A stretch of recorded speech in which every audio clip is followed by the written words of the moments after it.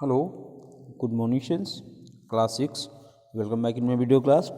Students, as you know, in previous video we have completed long question answer of lesson 11 in history. So today is the turn of your next chapter means chapter number 12, culture and science, the legacy of ancient India. It means संस्कृति और विज्ञान. The legacy of ancient India means प्राचीन भारत की विरासत. So in this chapter we will discuss four major topic like cultural legacy, literature, art and architecture, and also science and mathematics. So see you on page number 103. India has a rich and diverse cultural heritage.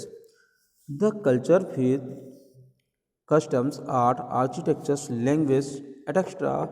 were assimilated harmoniously and offered to us as an eternal legacy by our ancestors. It means Bharat की एक समृद्ध और विविध सांस्कृतिक विरासत है.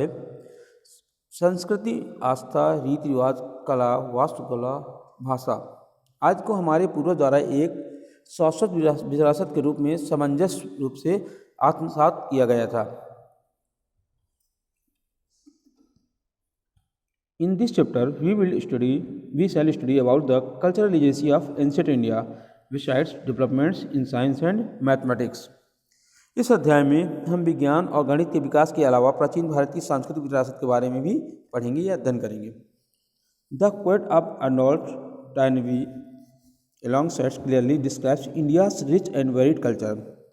The glimpses of its wealth could be seen during the reign of various dynasties in different periods. It means Arnold Toynbee का उद्धरण स्पष्ट रूप से भारत की समृद्ध व विविध संस्कृति का वर्णन करता है. इसके धन की झलक विभिन्न काल में विभिन्न राज्य वंशों के शासनकाल में देखी जा सकती है. नाउ कल्चरल लेजेसी मीन्स सांस्कृतिक विरासत. दस the rich cultural legacy of India is a composite of science, mathematics, art, architectures and literature. इस प्रकार भारत की समृद्ध सांस्कृतिक विरासत विज्ञान, गणित, कला, वास्तुकला और साहित्य का सम्मिश्रण है. In spite of diverse languages and customs, unity and integrity prevails, which distinguishes India from other countries of the world. It means विभिन्न भाषाओं और रीति रिवाजों के बावजूद एकता और अखंडता कायम है.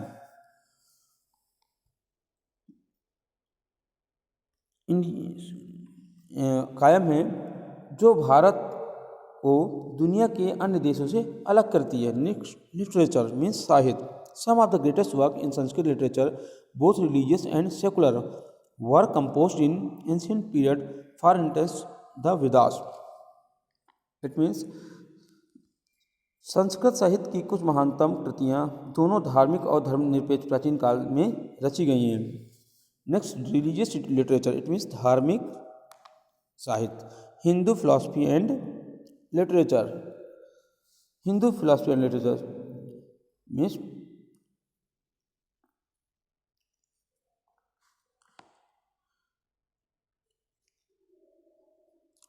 the Rigved.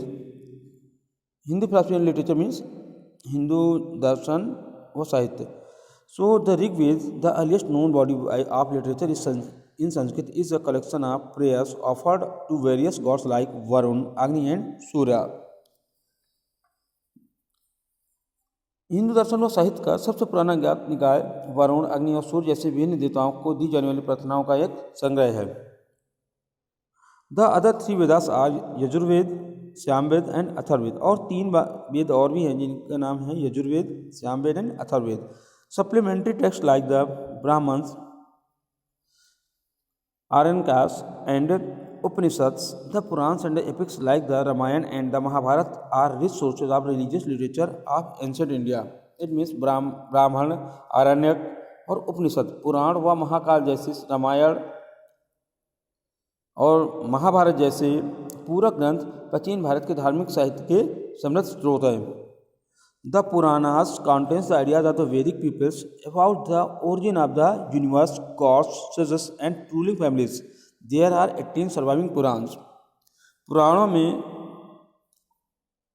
ब्रह्मांड, देवताओं, ऋषियों और शासक परिवारों की उत्पत्ति के बारे में वैदिक लोगों के लिए विचार शामिल, वैदिक लोगों के विचार शामिल हैं। 18 पुराण जीवित हैं। The epic Mahabharata was composed by the sage Veda व्यास। महाकाव्य महाभारत की रचना ऋषि वेद व्यास ने की थी।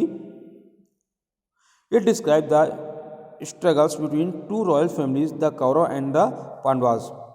इसमें दो रॉयल फैमिली, दो शाही परिवार कौरवों और पांडवों के बीच संघर्ष का वर्णन किया गया है, उसको डिस्क्राइब किया गया है। The Bhagavad Gita which contains essence of the Hindu religious philosophy is a part of Mahabharat.